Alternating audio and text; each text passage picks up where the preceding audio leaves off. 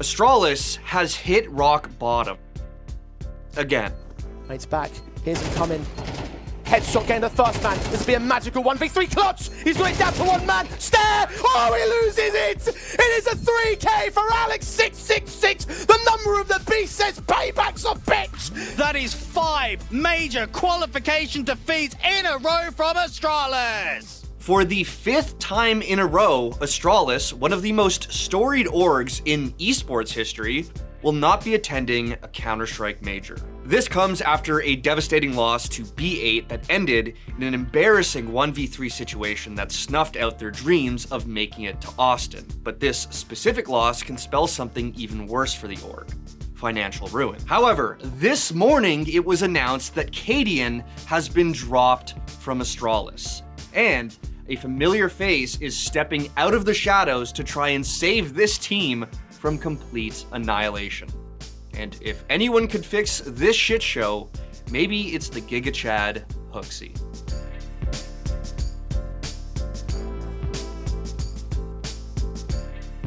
For context, Astralis used to be the shining star of competitive Counter-Strike, helping solidify Denmark as the home of Counter-Strike during the global offensive era.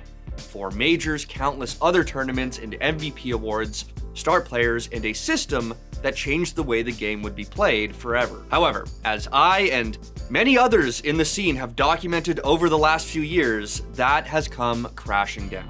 We all know the lore by now. Astralis hit a downward spiral in the online era, culminating in Device exiting in his emotional move to NIP, and the rest of the team falling apart while the org scrambled to find a new identity. Meanwhile, Device's time on NIP is marred with poor results and personal issues that caused the Opera to take leave, before finally deciding to come back to Astralis in October of 2022. News that comes after the team failed to qualify for the Rio Major, the first time in the organization's history. And all of this context is important, but our story really starts with Device's return, as it gave the org another chance to rebuild around their former star and potentially some of the original core players. Unfortunately, around this time, nothing seems to really stick, and every iteration led to more failure. And it's left on to Buzz. 1v3, the last hope for Astralis. Liquid, the tides washing over them as they take this 2-0. Team Liquid knock out Astralis. Make that just one, and it's Glaive, the IGL, who needs a lead from the front. Yeah, a legendary team, legendary players, a legendary organization, but they will not even make challenges here at Paris, the final CSGO major, and NiP are still fighting for that spot. They go 2-2 after a 2-0 against Astralis. And yeah, for Zip as well, you know, attends every single CSGO major except the last 2 back-to-back. Devastation, I think you could say, for Astralis, who have been trying to reform and refine their form in the last couple of years. The definitive lowlight was the team failing to make it to Paris, the final major that capped off the CSGO era, and now they're 2nd in a row. However, there is a silver lining. Soon the game would be switching to CS2, giving Astralis a chance to start fresh. And they do so, in the weirdest way possible. It's obviously a whole other story, but allegedly Stown and Yabi were supposed to extend their contracts with Heroic if the team pushed out Cadian. It seemed like that's what Heroic was doing, but the pair of riflers blindsided Heroic anyway by joining Astralis in what seemed like the 11th hour. They deny the allegations of backstabbing both Heroic and Cadian, but regardless, are now on Astralis with Device. And wouldn't you know it, they fail to qualify for yet another major, their 3rd in a row. And guess who joins up with them less than a year later? Cadian, who had been struggling massively as the IGL of Team Liquid, and was apparently just backstabbed by these 2 riflers. Absolutely insane top 5 moment in CS history, but just adds to the clown fiesta that this org has become. That being said, on paper, this team looked legit. Device, 3 talented young riflers, and although he's struggling off the op, one of CSGO's best IGLs if he gets back in form. Well, despite showing some signs of life in the middle of the year, this Astralis iteration continues to suck, and surprise, surprise, miss another major. It's just Yabi. And he's got a double kill, but he can't stop Jambo. The story of the RMR will have its fairy tale ending. No one can question their run.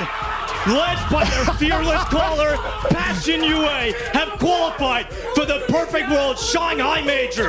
Now, I want to mention that during all of this, Device is still playing pretty damn well. It's hard to gauge how good he still is compared to that original core, given that this roster clearly isn't clicking, but he is nowhere near being washed. Cadian, on the other hand, and I say this as someone who actually likes the guy, seems to be one of those players that have really struggled after the transition to CS2. I don't know if it's him off the op or the game itself, but he just doesn't look like the same Cadian we all once loved or hated. As for Stown, Yabby, and Stair, yeah, they all have their moments for sure, but just nothing consistent in this era of Counter-Strike that's going to turn out results. And 2025 has been the same damn story. Despite a glint of hope at PGL Bucharest, Astralis have become irrelevant. It feels like the only reason we still talk about them is in context of their fall from grace, which is understandable. I mean, they went from winning almost everything to literally nothing since 2019. And after losing to B8 last week, they will miss out on their 5th major in a row, and it only gets worse. Missing out on 5 majors means 5 majors go by without sticker money. To an outsider, that may sound like nothing, but CS fans will know that getting your sticker in the game could mean hundreds of thousands, if not millions of dollars for your org. And as a historic Danish organization, no matter how shit they might be, Astralis would make a lot of money from these sales. But if you aren't winning tournaments or making sticker money, how the f are you paying your players' salaries, or your employees, or shareholders? Jersey sponsors are only going to get you so far. And according to Overdrive, the Russian CS2 insider / scout for Team Spirit, Astralis are now on the verge of bankruptcy. As Dust2 already reported, we don't know for sure since Astralis has gone private. But that being said, they've spent a lot of money on a lot of shit that has not worked out, so it's not surprising. And Overdrive claims that they either need to sell or completely shut down. Now, as ass as they currently are, CS2 without Astralis doesn't quite feel right. Don't get me wrong, I don't want them winning majors anytime soon, but every story needs a villain. And I do feel for the boys on this team too. They're going through some shit right now with the pressure of being on one of the most prestigious orgs in esports history. That can't feel good. However, it seems like Astralis isn't going down without a fight, regardless of what their financial future might be. This morning, it was announced that none other than Hooksy would be replacing Cadian as the team's in-game leader. And this is fucking huge. Not only does Hooksy come with a ton of his own lore as one of the biggest underdogs in the game, but as G2's former IGL, he has gotten a lot of praise from his former teammates, especially as of late. Still, this comes with a lot of pressure. Hooksy might be getting gassed up right now, but he does have his doubters due to his lack of mechanical finesse. So saving this team will be no small feat. All that in mind, I do think that dropping Cadian was still the obvious choice here. It might not be his fault, but given his performance and recent record as the IGL, he was the odd one out. Though I should also mention that Cadian did tweet out shortly after the news dropped saying, quote, "We'll share more later. Interesting times." Now, next to whatever drama comes of that, will Astralis do anything else? Was Cadian the only issue, and can they bounce back after years of failure? Or is this just another band-aid? If it is the latter, and Device is the only working piece left on this team, will he jump ship while he still has the time?